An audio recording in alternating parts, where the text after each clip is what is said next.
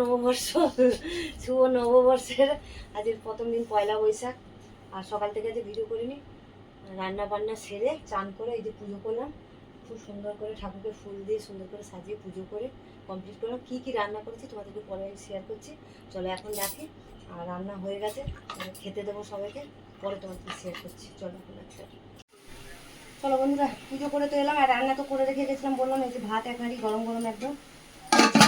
এখানে করেছি এই যে এদিকে দেখো, এই যে শাক ভাজা, কলমি শাক ভাজা, আর করেছি মাছের মাথা দিয়ে ডাল, এখানে চাটনি আমের, এখানে করেছি মাংস চিকেন কষা, আর ওদিকে হচ্ছে এখানে যে স্যালাড কাটা হয়ে গেছে, শসা পেঁয়াজ টমেটো গন্ধরাজ লেবু, তার সাথে কাঁচা লঙ্কা আছে।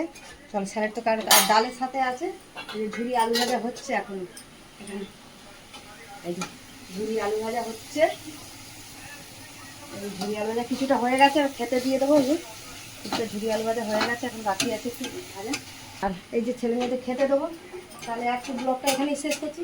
আজকে কোনো রেসিপি দেখাতে পারবো না, কেন এতগুলো রান্না তাড়াহুড়ো করে করেছি, আর যা গরম পড়েছে আজকে পয়লা বৈশাখ বলে, গরমে রান্না করতে অবস্থা খারাপ হয়ে গেছে।